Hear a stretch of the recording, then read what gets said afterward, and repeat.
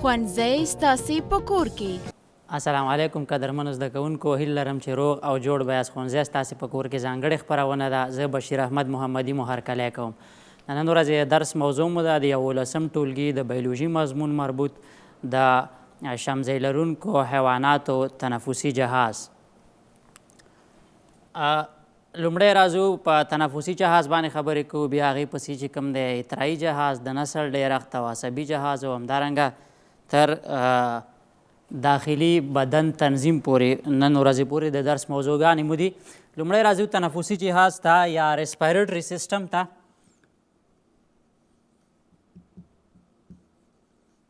تنفسي جهاز یا تنفسي سیستم چې کوم دی دا د دې عمومي یا اهمه وظیفه چې دی تنفس دی. دا باید تاسو یاد ولرئ، تنفس د دې مهمه وظیفه ده. تنفس څه ته ویل کېږي؟ موږ وایو چې تنفس مساوي دی د انسپایریشن جمع اکسپایریشن څخه. انسپایریشن معنا د هوا اخیستل، د اتموسفیر نه چې موږ کومه هوا تنفس کوو دې ته چې ویل کېږي انسپایریشن، او اکسپایریشن د بدن څخه د هوا خارجېدل. دلته موږ د خپل بدن د میټابولیزم لپاره د حجرې د ژوندي ساتلو لپاره په انسپایریشن کې موږ چې اخلو، زموږ لپاره تر ټولو مهم غاز چې دی هغه چې دی اکسیجن دی، او بیرته چې ایکسپایر کوو هغه چې دی کاربن ډای اکساید دی. نو کاربن ډای اکساید د بدن کې اضافي ماده ده چې د کیمیاوي تعاملاتو په نتیجه کې رامنځته کیږي، او اکسیجن چې کوم دی دا په کیمیاوي تعامل کې برخه اخلي. عضوي مواد د دې په نتیجه کې سوځي، په اوبه کاربن ډای اکساید انرژي باندې څنګه کیږي بدلیږي، چې دغه اوبه او کاربن ډای اکساید زموږ لپاره اضافي مواد دي او باید له بدن څخه څنګه شي اطراح شي. نو کاربن ډای اکساید اطراح کول د چا وظیفه ده؟ د تنفسي جهاز وظیفه ده. په تنفسي جهاز کې کوم غړي شامل دي؟ عموما لومړی په غړو باندې خبرې کوو، بیا راځو په یو هغه کلاس کې تطبیق کوو. په تنفسي جهاز کې موږ سره لومړنی غړی چې کوم دی تر ټولو مهم غړی یا غټ غړی چې دی هغه لنګز یا سږي دي، چې دا په تیلرونکو کې په همدارنګه ټولو تیلرونکو کې شته دی، تر څنګ یې څخیدونکو کې هم څنګه دی دا موجود دي، او په چنګښو کې یا په ذوحیاتین کې هم شته دی. بل چې کوم دی ګلز یا برانچونه دي چې په هغه ژوندیو موجوداتو کې، هغه فقاره حیواناتو کې دا وجود لري چې کوم په اوبو کې ژوند ترسره کوي. د دې ترڅنګ د سږو او د ګلز ترڅنګ بیا په تیلرونکو کې نور ساختمانونه چې دي، یو چې کوم دی ټراکیا ده یا ټراخیا چې ورته ویل کېږي. دغه ټراکیا چې کوم ده دا بیا په خپلو برخو باندې تقسیمیږي. ټراکیا چې کله سږو ته داخلیږي نو په دغه ځای کې بیا دا لومړی د سږو څخه مخکې په برانکای یا په لومړنۍ برانکسونو باندې ویشل کېږي. دغه لومړني برانکسونه چې کوم دي دا بیا داخلیږي او بالاخره په دویمي برانکسونو باندې تقسیمیږي، او د دویمي برانکسونو نه وروسته بیا په برانکیول باندې تقسیمیږي. کله چې برانکیول باندې تقسیم شي، دغه برانکیول یا برانشیولونه چې کوم دي دا د دې څخه وروسته بیا په ریسپیریټري یا تنفسي برانکیول باندې تقسیمیږي، او ریسپیریټري برانکیول چې کوم دي دا د دې څخه وروسته بیا موږ سره یو بل ساختمان ورکوي، هغې ته ویل کېږي الویولر ډاکټ. الویولر ډاکټ او الویولر ډاکټ بیا یو ساختمان لري، کڅوړې لري چې هغې ته الویولای ویل کېږي، الویولای یا هوایي کڅوړې، چې د دغه هوایي کڅوړو وظیفه څه شی ده؟ د غازونو تبادله ده. د دغه هوایي کڅوړو په واسطه باندې بیا په تیلرونکو کې، همدارنګه په څخیدونکو کې او په ذوحیاتینو کې دې په واسطه باندې بیا څه ترسره کېږي؟ د غازونو تبادله، یعنې کاربن ډای اکساید سږو ته راځي او اکسیجن چې کوم دی هغه وینې ته داخلیږي او د وینې لارې د بدن ټولو برخو ته انتقالیږي. اوس راځو لومړی مایانو ته یا فشز. په مایانو کې تاسې ګورئ، په مایانو کې به موږ سره تنفسي سیستم کې څه شامل وي؟ ګلز یا برانشونه شامل وي. ځکه که مایان ته موږ ګورو دا په څه کې ژوند کوي؟ دا په اوبو کې ژوند کوي. نو په اوبو کې د ژوند له وجې نه د دې کې تنفسي غړی څه دی؟ ګلز یا برانشونه دي. او د برانشونو په واسطه دوی څنګه تنفس کوي؟ لومړی اوبه د خولې له لارې اخلي، کله چې اوبه اخلي دغه اوبه برانشونو ته رسیږي، او دغه په اوبو کې د منحل اکسیجن څخه دغه برانشونه دغه اکسیجن اخلي او د واحد دوران په واسطه چې په تیرو درسونو کې ویلو وینې ته ورکوي، او د وینې لارې د بدن مختلفو برخو ته یې انتقالوي. یعنې په سږو کې څه دی؟ په ګلز یا همدارنګه ترڅنګ برانشونه دي. بل دویم چې کوم دی ذوحیاتین یا امفیبینز دي. ذوحیاتین یا امفیبینز. په ذوحیاتین کې یا امفیبینز کې مونږ سره درې داسې ساختمانونه دي چې هغې په واسطه باندې دغه ذوحیاتین تنفس ترسره کوي. لومړی په دې کې چې دی ګلز دی یا برانشونه. کله چې د جنین په پړاو کې وي نو دغه چونګښې په جنیني پړاو کې د برانشونو په واسطه باندې تنفس کوي. خو چې کله بیا بلوغ ته رسیږي بیا د یو بل ساختمان په واسطه چې هغه چې د سکن یا پوستکی دی د پوستکي په واسطه باندې تنفس کوي. کاربن ډای اکساید څنګه کوي؟ تراکۍ د دې په سږي کې کوچني رګونه دي اولته پکې د غازونو تبادله صورت نیسي. او تر څنګ چې کوم دی بل لنګز یا سږي دي په ځینې چنګښو کې دغه لنګز چې کوم دی موجود وي او د سږو په واسطه باندې څه کوي دغه عملیه سر ته رسوي لکه څنګه چې په نورو شمزۍ لرونکو حیواناتو کې د سږو په واسطه باندې ترسره کیږي. نو دا په چنګښو کې شو. بل راځو په برډز یا مرغانو کې. په برډز یا مرغانو کې چې کوم دی تنفسي ساختمانونه چې کوم دي یو چې کوم دی پوزې سوري دي یا ناسټریل ورته ویل کیږي. د پوزې د سوریو لارې تنفس کوي. نو د پوزې سوریو څخه چې کله دا داخلیږي نو ورپسې چې کوم دی دلته کې چې لري دوی فیرنکس لري. او په فیرنکس کې یو ساختمان دی هغې ته سیرنکس ویل کیږي یا ورته ساوند بکس یا هغه د صوت بکسه ورته ویل کیږي. دې په واسطه باندې دغه مرغان مختلف اوازونه تولیدوي. لکه ځینې مرغان ښایسته او زړه راښکونکي اوازونه لري. هغه د چا وظیفه ده؟ هغه د سیرنکس یا د ساوند بکس وظیفه ده. فیرنکس لري.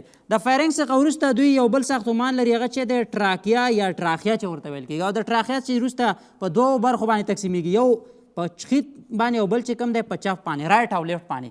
نو ځکه دوی بیا چې لري که چېرته دا ټراخیا دو لري نو سږي هم لري لنګس. رایټ یا ښی طرف چې کوم دی دا رایټ لنګ یا ښي سږي ته داخلیږي او لیفټ چې کوم دی دا د چپ سږي ته څنګه کېږي داخلیږي. او وروسته چې دی په دغه سږو کې چې څه موجود دي الیولا یا هوایي کڅوړې موجود دي. او د هوایي کڅوړو کې څه کېږي؟ په هوایي کڅوړو کې بیا د غازونو تبادله صورت نیسي. خو دغه په دغه ډول باندې دوی څه کوي؟ دغه خپل تنفس ته ادامه ورکوي. بل راځو تیلرونکو ته. تیلرونکي کې هم لومړی چې کوم دی موږ د پوزې د سوریو له لارې یعنې ناسټریل یا د پوزې سوري چې ورته ویل کېږي د دې په واسطه باندې هوا اخیستل کېږي.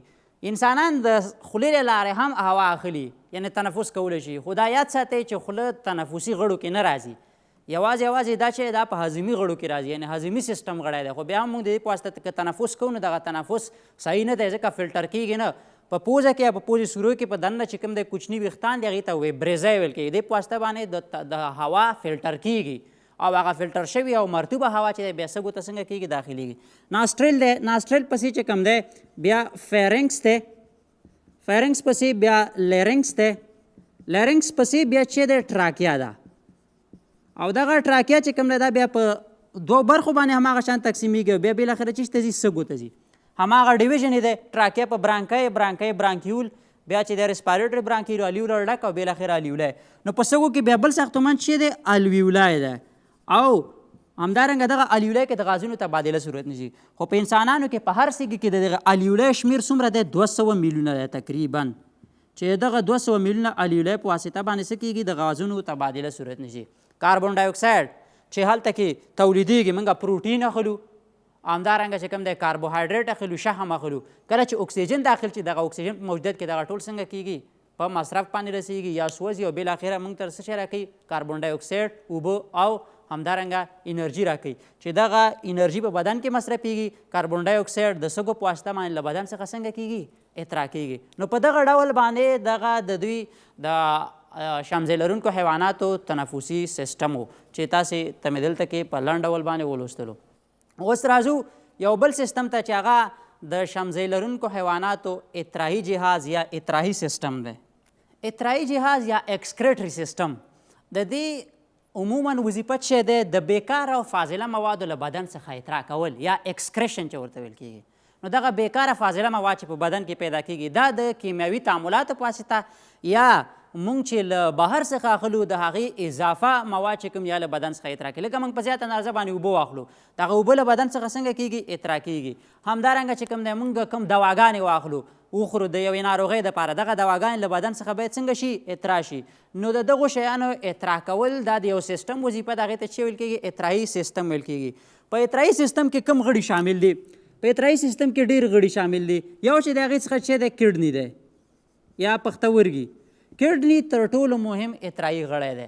همدارنګه د کډنی ترڅنګ چې کوم دی بل شی دی لنګز یا سږي دي.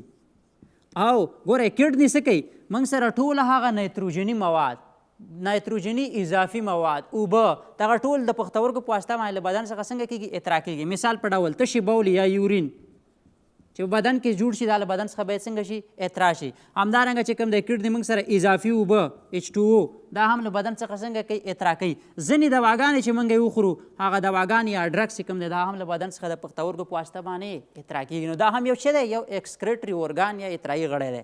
سږي څه کوي بیکاره فاضله مواد له جملې څخه کاربن ډای اکساید دی که نه که په بدن کې پیدا شي تیزابي محیط ته ځي خبره او مریض چې کوم دی اسیډوزس ورکوي بالاخره د مرګ سبب به هم کیدی شي. نو دغه کاربن ډای اکساید باید له بدن څخه څنګه شي اطراح شي. نو د سږو په واسطه باندې کاربن ډای اکساید له بدن څخه څنګه کیږي اطراح کیږي.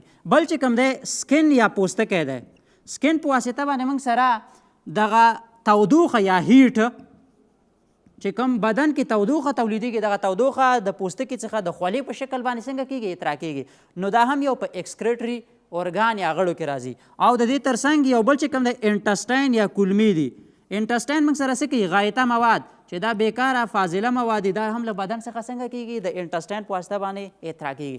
دغه ټول څه شی دي دا اطراحي جهاز غړي دي. اوس راځو په یو یو کې څنګه کوو تطبیق کوو چې څنګه کوم شامځای لرونکو حیواناتو کې کم اطراحي غړي شامل دي. لومړی راځو فشز یا مایانو ته. په مایانو کې اطراحي غړي تاسو ګوره یو چې دی کاربن ډای اکساید د لنګز ترڅنګ تاسو یو بل شی هم باید یاد ولرئ چې هغه چې دی لنګز او ګلز یا برانشونه ځکه د برانشونو په واسطه باندې هم کاربن ډای اکساید اطراح کیږي. په مایانو کې چې کوم دی لومړی چې شی دی ګلز یا برانشونه د برانشونو وظیفه چې دی کاربن ډای اکساید اطراح کول. دا هم تنفسي غړی دی او هم اطراحي غړی دی ځکه چې دې په واسطه باندې بیکاره فاضله یو غاز دی دا د بدن لپاره یو خطرناک غاز دی. د اطراح چې د برانشونو په واسطه باندې صورت نشي. او بل چې کوم دی جوړه پښتورګي لري یا کډنی لري چې دغه کډنی په واسطه باندې دغه فاضله مواد یا تشې بول یا یورین چې جوړیږي دا څنګه کیږي د کلیواکا له لارې یا همدارنګه د دې په واسطه باندې مخرج ته ځي او د مخرج لارې بدن څخه څنګه کیږي اطراح کیږي. بلې امفیبین یا ذوحیاتین دي. امفیبین یا ذوحیاتین کوم غړي لري؟ یو چې کوم دی دوی کاربن ډای اکساید تاسو ته ویل چې په درې لارو باندې اطراح کوي. یو چې دی په دې کې چې دی سکن دی. بل چې کوم دی برانشونه یا ګلز دي او همدارنګه ترڅنګ لنګز. دغه درې واړه اطراحي غړي په دې کې شامل دي او د درې واړو وظیفه چې دی کاربن ډای اکساید په بیل بیل وخت کې پوستکی د بلوغ په وخت کې سږي د بلوغ په وخت کې خو برانشونه بیا د لاروا مرحلې په وخت کې چې کله په اوبو کې ژوند کوي په هغه وخت کې دغه کاربن ډای اکساید له بدن څخه اطراح کوي. او بلې موږ سره چې دی کډنی یا پښتورګي دي چې د کډنی په واسطه باندې تشي بول یا یورین چې کوم دی کله جوړ شي دا یورین یو ساختمان ته ورکوي هغې ته کلیواکا ویل کیږي او د کلیواکا لارې بیا د بدن څخه څنګه کیږي اگزیټ یا خارجیږي له بدن څخه اکسکریټ کیږي یا اطراح کیږي. نو دا چې دا ذوحیاتین کې. اوس راځو په مرغانو کې. مرغان یا برډز چې کوم دي په برډز کې اطراحي غړي څه شی دی؟ یو چې دی لنګز دي سږي دي ځکه د دې په واسطه باندې کاربن ډای اکساید اطراح کیږي. بل چې دی چې دي همدارنګه پښتورګي دي.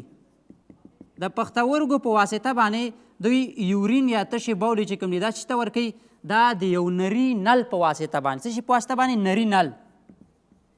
نري نل په واسطه باندې بالاخره کلیواکا ته ورکوي او د کلیواکا له لارې بدن څخه څنګه کې اطراح کیږي. یاد ساتئ دغه برډز یا مرغان چې دي دا سویټ ګلینډ یا د خولو غدوات او ترڅنګ مثانه نه لري ځکه دا دواړه د وزن زیاتوي او د وزن زیاتېدلو په نتیجه کې بیا په الوتلو کې څه کوي مشکل پیدا کوي. نو په دوی کې یورین ډایرکټ د پښتورګو څخه چېرته ځي کلیواکا ته د یو نري نل په واسطه باندې ځي. څلورم چې کوم دی هغه په تیلرونکو کې یو شی دی لنګز یا سږي دي. د سږو په واسطه باندې چې اطراح کیږي کاربن ډای اکساید اطراح کیږي. او ترڅنګ چې دی پښتورګي دي جوړه پښتورګي لري. پښتورګي څه کوي؟ پښتورګي د حالبینو په واسطه باندې دغه یورین چې کوم دي تشې بولې چې ته ورکوي مثانې ته ورکوي. په مثانه کې ذخیره کیږي او کله چې یو انسان د دې احساسو کې یا تیلرونکو د دې احساسو کې چې دا څنګه کې اطراح کې وروسته د مثانې څخه د یو ساختمان په واسطه چې هغې ته یوریترا وایي یا د ادرار نل د یوریترا په واسطه باندې څنګه کیږي اطراح صورت نیسي یا له بدن څخه څنګه کیږي خارجیږي. نو دا څه شی دا اطراحي جهاز.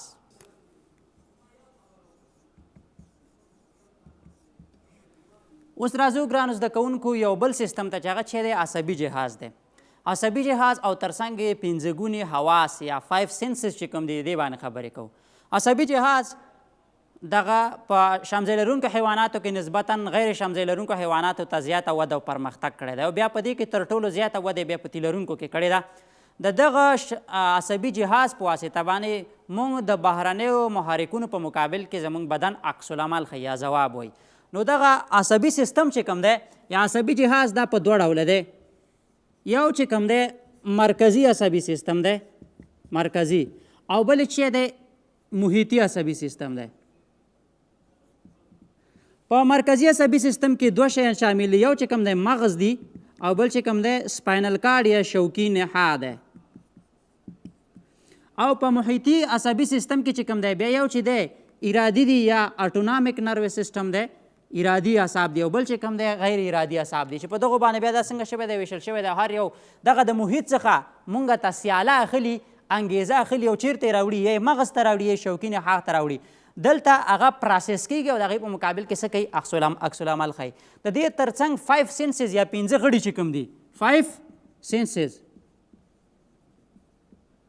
یا 5 غړي د حس 5 حواس یا حواس همسه چې ورته ویل کېږي هغه هم په دغو ژوندیو موجوداتو کې چې کوم دی په ځینو کې کمه وده کړې او په ځینو کې ډېره زیاته وده کړې لکه په تی لرونکو کې زیاته وده کړې ده. یو د هغې څخه چې دی ویژن دی ویژن یا دید. د دید چې دا یو حس دی. ترڅنګ چې کوم دی موږ سره ټچ دی ټچ لمس کول یو شی چې موږ لمس کوو. همدارنګه چې کوم دی هیرینګ اورېدل او بل چې کوم دی سمیلینګ دی یعنی بوی کول او بل ټیسټ یا ذایقه ده. دغه ټول څه دي؟ دغه ټول حواس همسه یا 5 حسونه دي. دغه څلور چې دی په سر کې موجود دي په اسانه یادولی شي. سترګې لیدل کوي پوزې په واسطه باندې بوی همدارنګه د خولې په واسطه باندې خوند او د غوږونو په واسطه باندې اورېدل کوو او یوازې یو حس چې کوم دی یا ټچ چې کوم دی دا بیا په ټول بدن کې کېږي. دا یاد ساتئ چې دغه حس یا سنسیشن چې کوم دی دا په دوه ډوله دی. یو سپیسیفیک دی او بل جنرال دی. سپیسیفیک هغه ته ویل کېږي چې د بدن د یوې خاصې برخې په واسطه باندې صورت نیسي. لکه مثال اورېدل یوازې د غوږونو په واسطه کېږي په بل ځای باندې نه کېږي. یا لیدل یوازې د سترګو په واسطه کېږي. خو ټچ چې کوم دی دا بیا موږ سره یا جنرال یا کامن سنس دی هر یو ځای باندې کېږي. که پښې سره څوک مثال ارتباط پیدا کړي یا چې کوم دی ویښتان څوک درته ونیسي هر یو ځای چې کوم دی هغه موږ سره څه ورکوي دغه لمس ورکوي. یا په دې ټچ کې یا مثال پین یا درد چې دی د هر یو ځای څخه څنګه کېږي هغه موږ حس کولی شو. نو دغه چې دا 5 سنسز دي دا ټول په دې کې موجود دي. اوس راځو په حیواناتو کې تطبیق کوو. لومړی مایان فشز. فشز کې چې کوم دی د عصبي جهاز غړي چې کوم دي یو مغز دی مغز مرکزي عصبي سیستم دی. بل چې دی شوکي نخاع دی او بل چې دی نرف فایبر یا عصبي تارونه دي چې دا په ټول بدن کې څنګه دي خپاره دي او دې په واسطه باندې پیغامونه رخلي شوکي نخاع یا مغز ته څنګه کوي ورکوي. د دې ترڅنګ چې کوم دی په کبانو کې چې کوم دی دغه حسي غړي چې کوم دي حس چې ترسره کوي دوی په حس کې دوی سره یو سترګې دي یا آی. بل چې کوم دی د آی ترڅنګ چې کوم دی هغه منځنی حد دی چې کوم حد په دغه بدن کې موجود هغې په واسطه باندې سنسیشن کوي. دا په دې کې چې دا د دې حواس همسه لارې نه په دغه باندې دوی څه کوي دغه حس ترسره کوي. بل راځو دویمې چونګښې ته راځو. چونګښه په چونګښه کې هم مغز شوکي نخاع او نرف فایبر دغه ټول څنګه دي شامل دي. خو دلته کې بیا یوازې په دغه حسي غړو کې فرق دی. دلته کې یو حسي غړی چې دی پوستکی دی. د پوستکي په واسطه باندې دوی حس کوي او بل د ژبې په واسطه باندې یعنی د ژبې په واسطه باندې دوی تنده حس کولی شي. همدارنګه ترڅنګ چې کوم دی کوم یو شی نیسي د هغې هغه خوند او دا د شي په واسطه کوي د ژبې په واسطه کوي. یعنی پوستکی او ژبه دې کې چې دی حسي غړي دي. نور د مایي سره د دې دغه ساختمانونه چې د عصبي جهاز کې مغز شوکي نخاع او نرف فایبر په دې کې هم شته دی او په دې دواړو کې څنګه دي موجود دي. بل راځو برډز ته یا مرغانو ته. په مرغانو کې هم د چنګښې او د مایي په شان ټول ساختمانونه پکې شامل دي. برین همدارنګه سپاینل کارډ یا شوکي نخاع او ترڅنګ نرف فایبر یا عصبي رشتې یا عصبي تارونه پکې څنګه دي موجود دي. خو د دې ترڅنګ په مرغانو کې چې کوم هغه حس دی په دې کې د اوبو یا د څښلو حس چې کوم دی دا څنګه دی دا ضعیف دی. ډېر څه شی دی ویک یا ضعیف دی. خو د لیدلو یا د ویژن او هیرینګ یا د اورېدلو حس چې کوم دی دا پکې شی دا ډېر سټرانګ یا قوي دی. بل لازو تیلرونکو ته تیلرونکي په تیلرونکو کې هم همدغه شیان شامل دي. برین دی پکې، سپاینل کارډ دی پکې او همدارنګه عصبي تارونه پکې شامل دي. خو دا حواس چې کوم دي په دوی کې ټولو حواسو وده کړې ده. ویژن لیدل، همدارنګه ترڅنګ چې کوم دی سمیل بویول، ټیسټ، ذایقه او ترڅنګ چې کوم دی هیرینګ یا اورېدل او بل چې کوم دی ټچ یا لمس کول، دغه ټول څه شی دي دا په دې کې ډېره زیاته وده کړې ده. دغه ډول باندې شی دي دغه حواس یې یو له بل سره فرق کوي.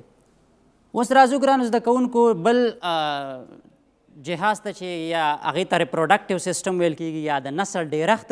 په نسل ډیرښت باندې خبرې کوو. نسل ډیرښت فقاریه حیواناتو کې ټول نسل ډیرښت چې کوم دی هغه یا د داخلي القا په واسطه او یا چې کوم دی د خارجي القا په واسطه باندې صورت نیسي. نسل ډیرښت څه شی وي؟ نسل ډیرښت کې څه وي چې سپرم یعنې د نارینه جنسي حجره چې کوم ده دا د ښځینه جنسي حجرې یا تخمې سره یو ځای کېږي او په نتیجه کې چې لاسته راځي زایګوټ جوړیږي او دغه زایګوټ چې دی دا یو نوی نسل دی. وروسته کې دغه زایګوټ په یو بالغ حیوان باندې څنګه کېږي؟ بدلېږي مختلفو طریقو باندې. نسل ډیرښت څنګه صورت نیسي؟ نسل ډیرښت لومړی راځو په مایانو کې یا فشز کې. فشز یا مایانو کې موږ 3 کلاسونه ویلي. لومړی کلاس چې کوم دی لکه مثال موږ ویو چې هغه چې دی هډوکي لرونکي کبان دي. هډوکي لرونکي په هډوکي لرونکو کبانو کې چې کوي دوی اووي پورس دي یعنې هګۍ اچوونکي دي، هګۍ اچوي. او ترڅنګ چې کوم دی عضروف لرونکي کبان، عضروف لرونکي غټ کبان دي، د دوی القا څنګه ده؟ داخلي ده یا انټرنل فرټلایزیشن لري. انټرنل فرټلایزیشن د داخلي القا صورت نیسي. هغې څخه وروسته ځینې هګۍ چې ځینې څه کوي بچي راوړي او بیا د هغې څخه نوی نسل تولیدېږي. او بلې چې دي ترڅنګ هغه د ګردې خولې کبانو، ګردې خولې کبان په دې کې القا چې ده خارجي ده. خارجي القا څنګه؟ نارینه خپل سپرم او ښځینه خپله تخمه په اوبو کې خوشي کوي. دغه دواړه په خپل منځ کې په اوبو کې سره یو ځای کېږي او بالاخره په چی باندې بدلېږي؟ په زایګوټ باندې. او زایګوټ بیا په یو نوي مایي یا په یو نوي نسل منځ ته راځي د دې څخه. دویم چې دی چونګښه یا امفیبین کې ویو. په چونګښو کې څنګه وي؟ چونګښو کې القا خارجي ده. القا پکې څه ده؟ خارجي ده. نارینه او ښځینه دواړه څه کوي؟ دغه سپرم او تخمه له بدن څخه وباسي، اوبو ته یې غورځوي. ښځینه څه کوي؟ ښځینه تقریبا تر 200 پورې هګۍ غورځوي. کله چې دغه هګۍ وغورځوي نو دغه نارینه هم څنګه دا د ښځینه د جسم د پاسه تر هغې پورې موجود وي چې کله دا ښځینه دغه خپلې تخمې د چین یو زنځیر په شکل کې غورځوي نو دغه نارینه د هغې د پاسه څه کوي؟ سپرم غورځوي. نو سپرم د تخمو سره یو ځای کېږي، یعنې تخمې په دې شکل باندې داسې د یو چسپناکې مادې په واسطه یو بل سره وصل شوي. د دې پاسه څنګه کېږي؟ سپرم غورځېږي. کله چې سپرم د دې پاسه وغورځېږي نو دا څنګه کېږي؟ القا صورت نیسي. خارجي القا شوه، د بدن څخه بهر شوه. د القا په نتیجه کې یو لاروا منځ ته راځي چې هغې ته ویل کېږي ټیډپول لاروا. ټیډپول لاروا داسې شکل لري، غټ سر لري او نری لکۍ لري چې دغه لکۍ په واسطه باندې څه کوي؟ حرکت کوي. په دې وخت کې دوی د برانشونو په واسطه باندې تنفس کوي. کله چې یوه نیمه میاشت تېره شي، د یوه نیمه میاشت وروسته په دغه ساحه کې څنګه کېږي؟ وروستنۍ پښې پیدا کېږي او دغه لکۍ ورو ورو څنګه کېږي؟ له منځه ځي. نو بیا چې کوم دی 2 نیمې میاشتې وروسته مخکینۍ پښې پیدا کېږي، خوله پکې پیدا کېږي او بالاخره څه کېږي؟ بیا د اوبو څخه راوځي په یو بالغ حیوان باندې بدلېږي. ځینې چنګښې په 1 کال کې یا 1 نیم کال کې او ځینې چنګښې تر 3 کلونو پورې بلوغ ته رسېږي چې تر څو بیا د نسل ډیرښت پکې صورت ونیسي. بل مرغان دي. په مرغانو کې القا څنګه ده؟ داخلي ده. خو دا چې دي اووي پورس دي. اووي پورس هګۍ اچوي، د هګیو څخه وروسته څنګه کېږي؟ بیا بچي تولیدېږي. په ځینې مرغانو کې بیا څه وي؟ ځینې مرغانې بیا بچي هم راوړلی شي او ځینې مرغانې بیا خپلو بچیو ته شیدې ورکوي یا تیینه ورکوي، لکه بیټ ماښام ښاپیرک چې پکې دی هغه په دې مرغانو کې شامل دی. همدارنګه بل شی راځو تی لرونکو ته. تی لرونکو کې چې د القا داخلي ده. کله چې داخل کې القا صورت ونیسي د هغې څخه وروسته دغه زایګوټ چې کوم دی دا راځي او په رحم کې دغه د انډومیټریم د برخې سره څنګه کېږي؟ وصل کېږي. هلته کې یو پړاو سرته رسي، لکه په انسانانو کې 9 میاشتې یا تقریبا 10 میاشتې تېري. د هغې نه وروسته چې کوم دی دغه نسل چې کوم دی یا دغه اولاد چې کوم دی دا پیدا کېږي او د پیدا کېدلو څخه وروسته ورته ښځینه جنس د شیدې ورکوي او د شیدو په واسطه باندې څنګه کوي؟ روزنه کوي. نو په دغه ډول باندې په تی لرونکو کې القا څنګه ده؟ داخلي. تاسې باید دلته یوازې د القا په هکله باندې پوه شئ چې په کومو کې القا داخلي ده او په کومو کې القا خارجي ده. بل راځو د بدن د داخلي محیط تنظیم ته. د فقاره حیواناتو د بدن داخلي محیط تنظیم. ټول فقاره حیواناتو دغه حجرات چې کوم دي دا ټول کثیر الحجروي دي دا حیوانات، او دغه حجرات چې کوم دی دوه قسمه محیط لري. یو داخلي محیط دی چې د حجرې په داخل کې دی، بل د حجراتو ترمنځ دی دلته کې چې پروت دی، دا چې دا خارجي محیط دی یا دې ته ویل کېږي بین الحجروي محیط. د حجراتو ترمنځ چې کوم پروت دی نو دغه محیط ثابت ساتل، دغه ثابت ساتل دلته کې موږ دپاره مهم دي چې باید داخلي او خارجي محیطونه دواړه یو بل سره څنګه وي، مساوي وي. پکې که چېرته په دې کې مساوات له منځه لاړ شي نو مختلفې ناروغۍ یا مختلف حالات څنګه کوي رامنځته کوي. نو موږ داسې وایو چې ټولې هغه پروسې، ټول هغه عملي یا پروسې چې دغه بین الحجروي محیط پایدار یا ثابت ساتي هغې ته چې ویل کېږي هومیوسټیزس ویل کېږي. هومیوسټیزس. په هومیوسټیزس کې تر ټولو مهم غړي چې کوم دي موږ سره یو لنګس یا سږي دي، بل چې کوم دی پښتورګي یا کډنې دي، او بل سکن یا پوستکی دی. دغه ټول څه کوي دا موږ سره د بدن داخلي محیط ثابت ساتي. څنګه؟ که چېرته موږ مثال ګلوکوز وخورو C6H12O6 ګلوکوز دی، دا یو عضوي مرکب دی. که چېرته دا بدن ته داخل شي نو موږ چې کله تنفس کوو اکسیجن ورسره یوځای کېږي. د اکسیجن په نتیجه کې دا په چی باندې بدلېږي؟ کاربن ډای اکساید جمع اوبه او تر څنګ چې ورکوي انرژي ورکوي. دغه انرژي په بدن کې مصرفېږي، خو دغه اوبه څه شی دي دا موږ سره اضافي ماده ده.